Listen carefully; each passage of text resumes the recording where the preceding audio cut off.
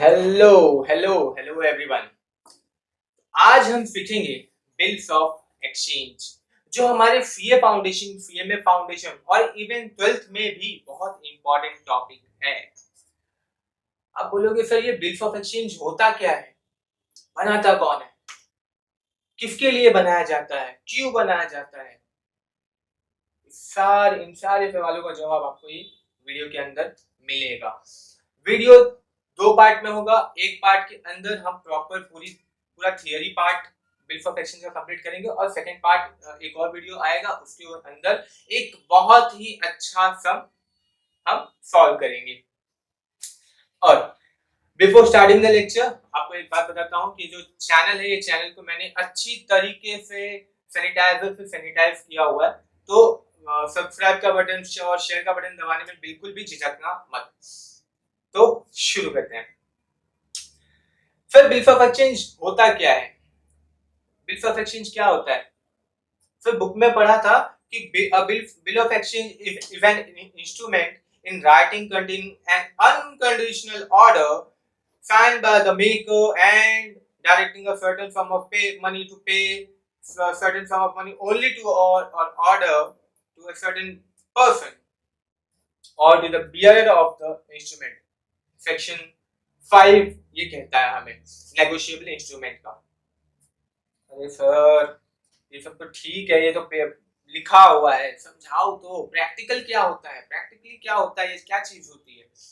तो प्रैक्टिकली ऐसा होता है कि जब हम व्यापार करते हैं, बिजनेस करते हैं, और बिजनेस के अंदर भी जब हम मैन्युफैक्चरिंग एंड होलसेल इंडस्ट्री के अंदर होते हैं, तो ऐसा नहीं है कि हम सिर्फ और सिर्फ हमारा जैसा मन करेगा हम उस हिसाब से हम सिर्फ कैश में डील करेंगे। उधारी का सिस्टम नहीं है यार, नहीं, ऐसा नहीं होता है। ऐसा आप करोगे ना तो आपके पास से कोई माल लेकर नहीं जाएगा। तो फिर क्या होता है यहाँ पे, अब 2 महीने 3 महीने की क्रेडिट दिया जाता है, उधारी पे चलता है, पूरा का पूरा जो व्यवहार है उधारी पे चलता है। सर उधारी पे चलता है, हाँ, मतलब बहुत ही बड़ा अमाउंट हमारे बिजनेस के अंदर लगा हुआ होता है, ठीक है। तो सर ये पैसा क्या गारंटी है वो पर्सन मुझे देगा, अगर मैंने किसी को उधारी में माल बेचा है तो क्या गारंटी है कि वो मुझे पैसा रिटर्न करेगा। गारंटी ये है कि जब आप किसी को उधार में माल बेचते हो तो आपने पता है लॉ में पढ़ा होगा कि नेगोशिएबल इंस्ट्रूमेंट, हाँ, नेगोशिएबल इंस्ट्रूमेंट के अंदर क्या क्या पढ़ा था, promissory note, bills of exchange and then cheque. अब चेक जो है वो बैंक इशू करती है। अब बैंक से हमें हमेशा, बैंक में भी पता है चेकबुक के लिए भी हमारा अमाउंट लगता है, चेकबुक के लिए भी वी हैव टू पे टू बैंक, है ना। तो चेक तो कोई सही ऑप्शन नहीं है मेरे लिए, तो मैं क्या करूंगा, चेक की जगह पे लोग बिल्स ऑफ एक्सचेंज यूज करते हैं। अब बिल्स ऑफ एक्सचेंज क्या होता है, एक नोटरी टाइप का पेपर होता है, उसमें प्रॉपर्ली लिखा होता है कि 3 months after date pay to Ram or his order the sum of money।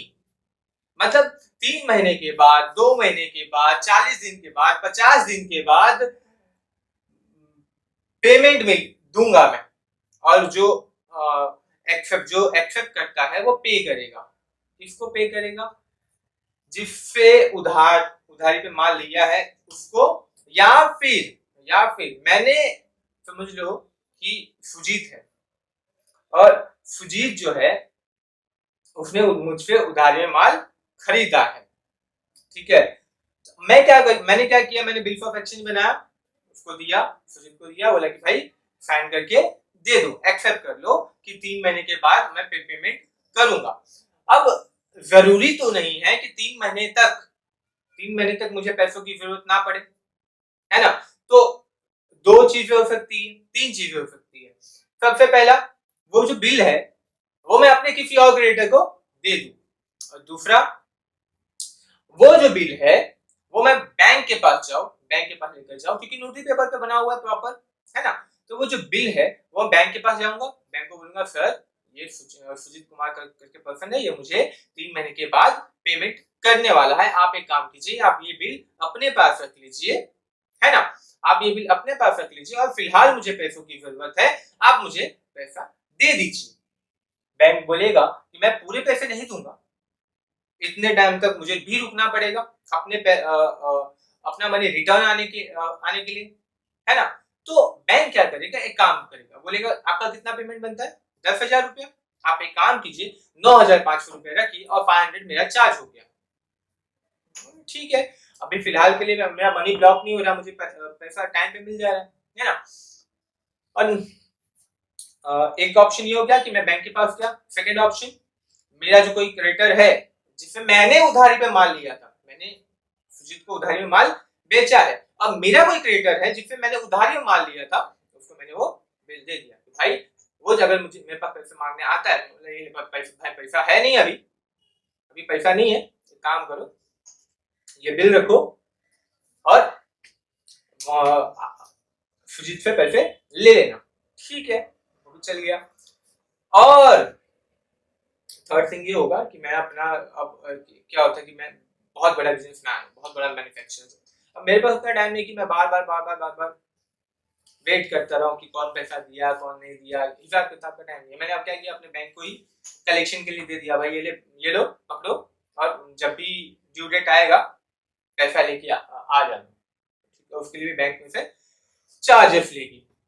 Sir समझ गया कि क्या क्या चीजें हैं, कॉन्सेप्ट समझ गए। आप ये बताइए अब कि बिल्स ऑफ एक्सचेंज में पार्टीज कौन कौन होगी, बिल्स ऑफ एक्सचेंज के अंदर पार्टी कौन कौन सी होगी। तो जब हम पार्टीज की बात करेंगे तो सबसे पहली मैंने उधारी में माल बेचा सुजीत को, है ना। तो मैं कौन हूं, मैं कौन हूं, सेलर। अब मैं क्या करूंगा, मैं एक बिल ड्रॉ करूंगा। मैंने बिल ड्रॉ किया ना, जब कोई पेंटिंग बनाता है, कोई ड्राइंग बनाता है, तो ड्राइंग बनाने वाले को क्या बोलते हैं, पेंटर। तो मैंने बिल ड्रॉ किया, मैं क्या हुआ, ड्रॉ मतलब मैंने पेंसिल से लेके नहीं बनाया, ड्रॉ किया मतलब मैंने बनाया हुआ है, मैंने लिखी है सारी चीजें। तो मैं कौन हो गया, मैं ड्रॉर हो गया, मैं हो गया drawer. A person who gives the order to pay or who makes the bill is called the drawer. Drawer माल बेचेगा उधारी पर, ड्रॉर जो है वो उधारी में माल बेचेगा और बेचने के बाद बिल्स ऑफ एक्सचेंज बनाएगा, ठीक है, और या ऑर्डर देगा कि हाँ भाई तुम मुझे पे करोगे, ठीक है। ड्रॉई कौन होगा, जिसने उधारी में माल खरीदा है, जिसने उधारी में माल खरीदा है वो होगा हमारा ड्रॉई। क्या सही बोला मैंने, नहीं, जो बिल एक्सेप्ट करेगा वो होगा drawee. In some of the cases, बहुत समय क्या होता है कि अभी सुजीत जो है अभिषेक का भाई है, ठीक है। सुजीत ने नया बिजनेस स्टार्ट किया है, सुजीत के पास पैसे नहीं है कि वो बिजनेस स्टार्ट कर सके।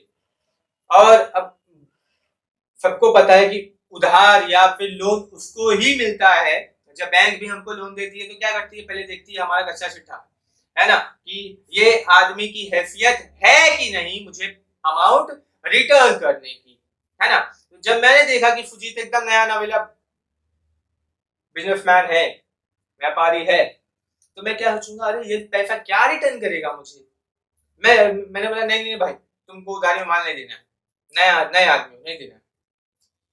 ये गया अपने भाई के पास, अभिषेक के पास, अभिषेक आया मेरे पास, अरे भैया जी अपना ही आदमी है, कोई तकलीफ नहीं है, एक काम करो, इसको नहीं दोगे ना, मेरे नाम पे तो बिल ऑफ एक्सचेंज बना दोगे।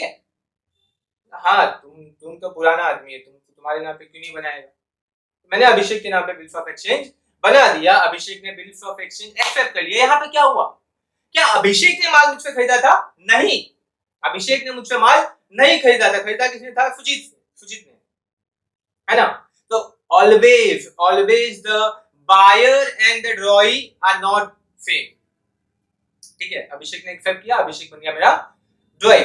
The person who is directed to pay is called the drawee. When the drawee accepts the bill, he is called the drawee. समझे? पक्का? पक्का? एकदम पक्का? ठीक, चलेगा। अब पेई कौन होगा? पेई कौन होगा? The person to whom the payment is to be made is called pay. Sir पैसा तो ड्रॉअर को मिलने वाला है ना? सर पैसा तो ड्रॉअर को मिलने वाला है। ड्रॉअर को मिलने वाला है, बट ड्रॉअर जिसको बिल दे देगा, ड्रॉअर जिसको बिल दे देगा कि हाँ, और उस पे लिख कर कि हाँ, वहां पे लिखा होता है ना कि टू आशीष और द ऑर्डर, मतलब या तो मुझे या फिर मैं किसी और को अगर बिल देता हूं तो उस पर्सन को पे करना है। तो वो जो पर्सन होगा, चाहे पैसा अगर मुझे मिलेगा तो मैं पे ही हूं, पैसा अगर मुझे मिलेगा मैं पे ही हूं, किसी और को मिलेगा तो वो पे ही है। ठीक, समझे? बहुत बढ़िया, बहुत बढ़िया। इतने हमको पढ़ना इस तरीके से है कि हम सिर्फ पढ़ने के लिए नहीं पढ़ रहे हैं, हम किसी को पढ़ा देंगे, है ना? ठीक, चलिए, पक्का?